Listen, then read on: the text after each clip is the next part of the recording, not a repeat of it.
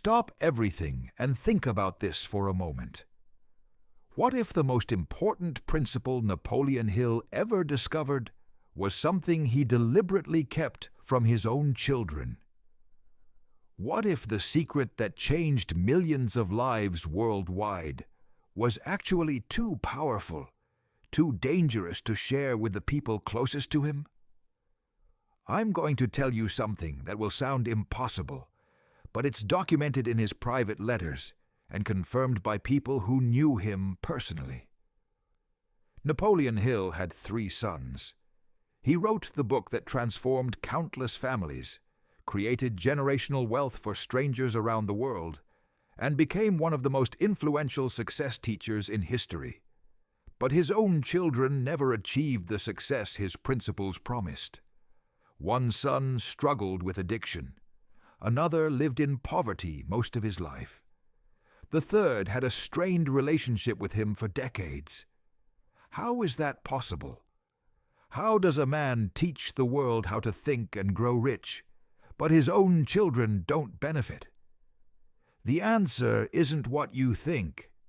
Hill didn't fail his children by withholding information.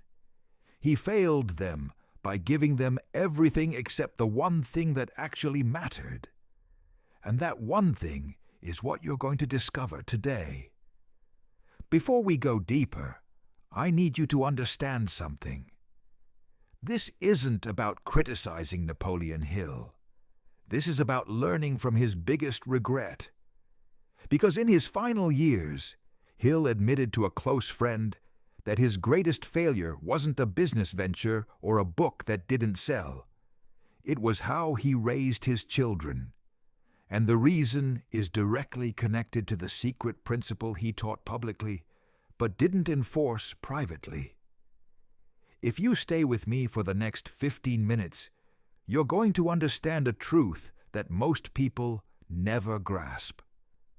A truth that explains why some children of wealthy parents become powerful, while others become dependent. Why some children of wise parents become wise themselves, while others rebel and fail. Why knowledge passed down doesn't automatically create success in the next generation. Comment right now, "I choose to learn the hard way." Because what you're about to hear might make you uncomfortable, but it will change how you think about success, parenting, and legacy forever. Hit like, subscribe, and let's uncover the secret Napoleon Hill never told his own children. Here's what happened. Napoleon Hill spent 20 years of his life, from 1908 to 1928, interviewing over 500 of the most successful people in America. Andrew Carnegie, Henry Ford, Thomas Edison, John D. Rockefeller, Alexander Graham Bell. He studied their habits, their mindsets, their strategies. And from all that research, he distilled the principles that became Think and Grow Rich. The book was published in 1937 and became an instant phenomenon.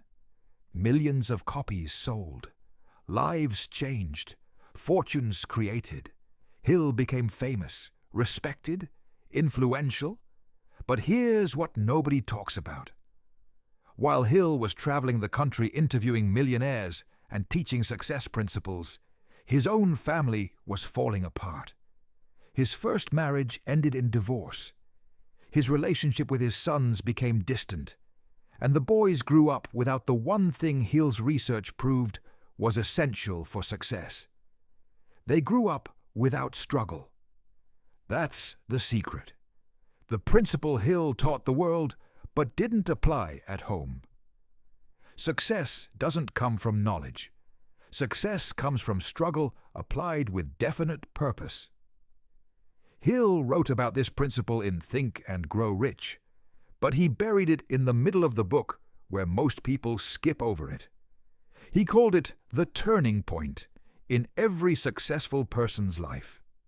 The moment when defeat, failure, or crisis forced them to make a decision to either give up or transform. Andrew Carnegie told Hill directly, "I would not give a penny for a young man who did not have to struggle. Struggle develops strength, character, and resourcefulness." Thomas Edison said something similar. He told Hill that his greatest inventions came after his worst failures, because failure forced him to think differently. Henry Ford went bankrupt twice before creating the Ford Motor Company. But those bankruptcies taught him lessons he could never have learned in success. Every single person Hill studied had one thing in common. They had been forced to overcome something significant. Poverty, rejection, failure, loss, opposition. And that struggle shaped them into people capable of extraordinary achievement. But here's what Hill did with his own children. He gave them comfort. He gave them access. He gave them money. He gave them his name and connections.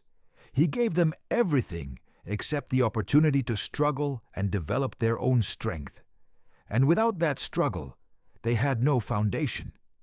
They became dependent instead of resourceful, entitled instead of determined. They had the knowledge of success principles, but not the character to apply them. This is the brutal truth Hill discovered too late. You cannot give success to someone. You can only give them the tools and let them build it themselves through their own effort and struggle. Seneca, the Stoic philosopher, understood this 2,000 years ago. He wrote, "Fire tests gold, but adversity tests strong men." He also wrote, "Difficulties strengthen the mind, as labor does the body."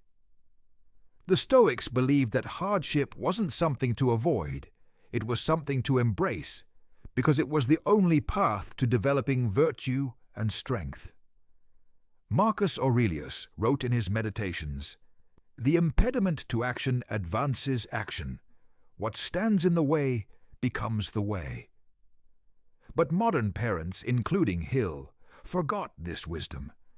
They thought protecting their children from struggle was love. They thought providing comfort was success. They were wrong. Comfort creates weakness. Struggle creates strength. Hill taught this to millions of strangers, but when it came to his own sons, his emotions overruled his principles. There's a documented story about Hill's middle son, David. In his early 20s, David came to his father asking for money to start a business. Hill, flush with royalties from his books, gave him the money. The business failed within a year. David came back asking for more money to try again. Hill gave it to him. That business failed too. This pattern repeated several times, and each time David learned the same lesson. Failure has no consequences, because Dad will rescue me. He never developed the persistence, the resourcefulness, the determination that Hill wrote about in his books. Why? Because he never had to. The safety net was always there. Compare that to Andrew Carnegie's story. Carnegie came to America as a poor immigrant boy. He worked in a cotton factory for $1.20 a week. Then he became a telegraph messenger. Then he taught himself telegraphy and became an operator. Every step forward required struggle, learning, adaptation. Nobody rescued him. Nobody gave him a safety net. And that struggle forged him into a man capable of building one of the largest steel empires in history. Hill knew this story. He documented it. He taught it. But when it came to his own children, he couldn't apply it. Why? Because applying it required something painful. It required watching his children struggle and not rescuing them. It required letting them fail and learn from failure. It required short-term discomfort for long-term strength. And like most parents, Hill chose short-term comfort over long-term character. This is the secret he never told his children directly. He never sat them down and said, "I'm not going to make life easy for you, because easy doesn't build strong people. I'm going to let you struggle, let you fail, let you figure it out, because that's the only way you'll develop the strength to succeed on your own." He never said that because he didn't do it, and that's his greatest regret. In 1967, 3 years before he died, Hill gave an interview where he was asked about his biggest failure. People expected him to talk about a failed business venture or a book that didn't sell. Instead, he said something shocking.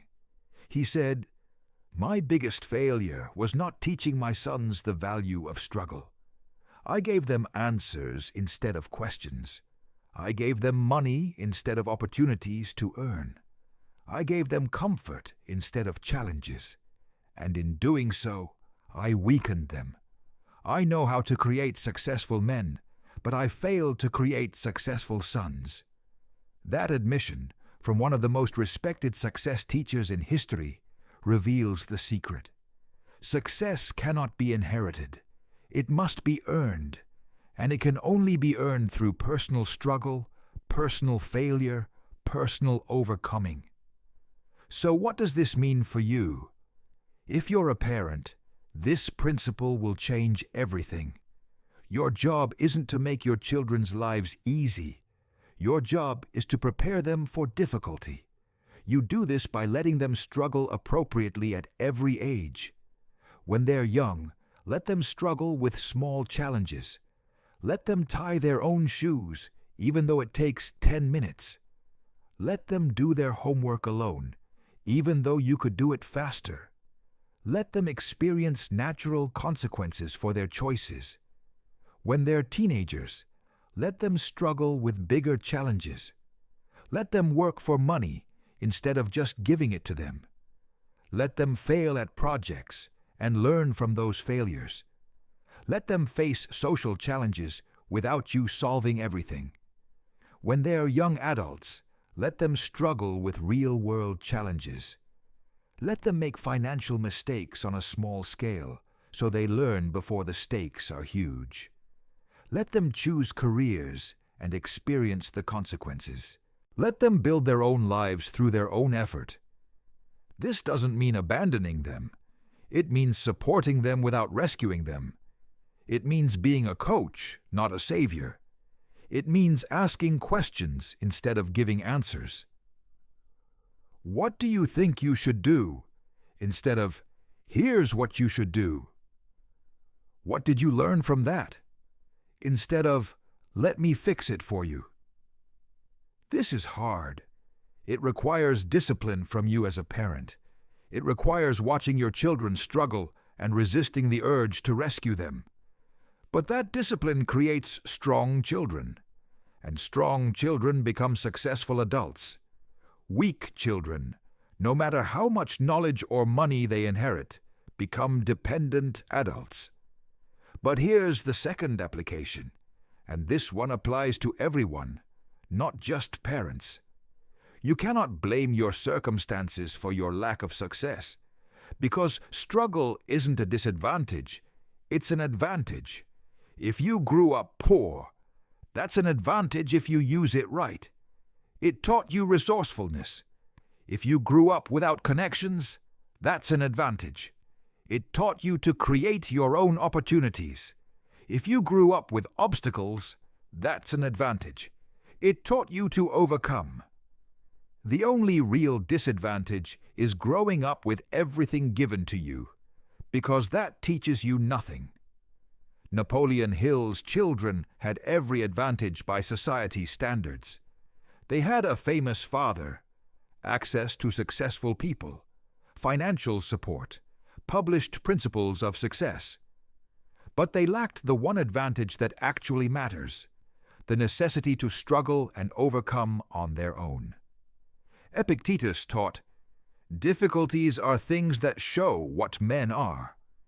You don't discover your strength in comfort. You discover it in challenge. You don't develop character when everything is easy. You develop it when you're forced to overcome. So if your life has been hard, if you've faced rejection, failure, poverty, loss, don't see that as a disadvantage. See it as the exact training ground you need to develop the strength for extraordinary success. Hill's research proved this.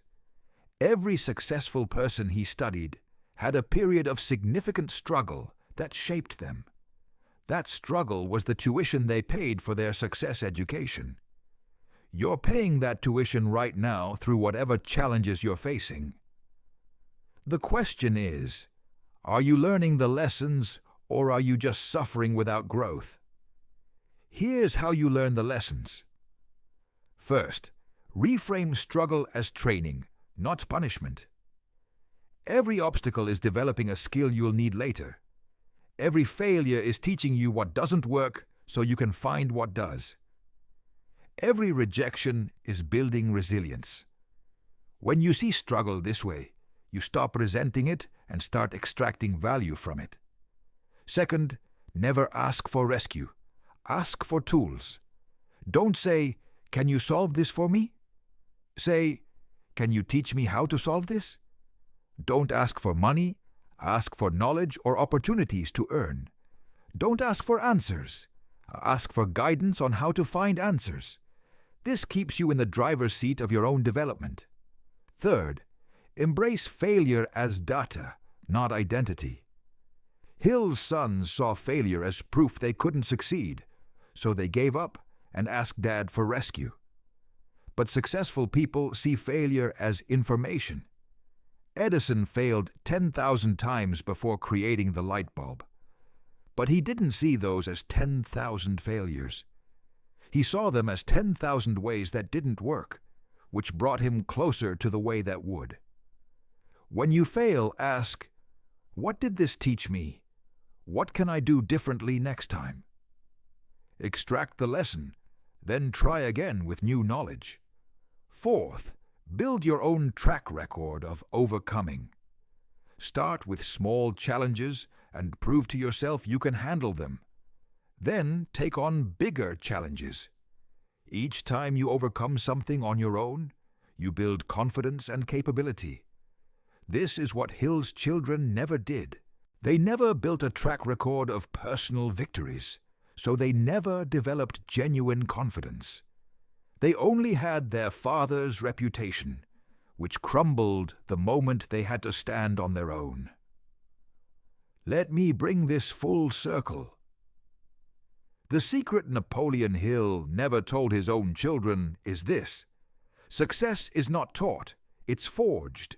You don't become successful by learning principles. You become successful by applying principles under pressure, through struggle, despite obstacles. The knowledge is freely available. Think and Grow Rich has sold over 100 million copies. Everyone has access to the same principles. But most people don't succeed because they're waiting for easy. They're waiting for comfortable. They're waiting for guaranteed. And those things never produce success. Success only comes through difficult, uncomfortable, uncertain struggle that forces you to grow beyond your current capacity. Hill knew this intellectually. He taught it brilliantly. But emotionally, he couldn't apply it to his own children. And that's his legacy's dark side. Millions of successful strangers, but unsuccessful sons. The lesson for us isn't to judge Hill. The lesson is to learn from his mistake. If you're a parent, give your children struggle, not comfort. Give them challenges, not answers. Give them opportunities to build their own strength, not dependencies on yours. And if you're anyone else, stop waiting for easy. Stop resenting your struggles. Stop wishing someone would rescue you. Embrace the difficulty as the exact training you need. Because on the other side of that struggle is the person you need to become to achieve what you want. Marcus Aurelius wrote, "The obstacle is the way." Your struggles aren't blocking your path to success. They are the path. Hill's children had no obstacles, so they had no path. You have obstacles, which means you have a path. The question is, will you walk it? Will you embrace the struggle and let it forge you into someone capable of extraordinary achievement? Comment: the obstacle is the way. Like this video, subscribe to the channel, and commit right now to stop avoiding difficulty and start embracing it. Because that decision, that shift in how you see struggle, changes everything. Napoleon Hill taught the world, but learned too late with his own family. You don't have to make the same mistake. Your struggles are your advantages. Use them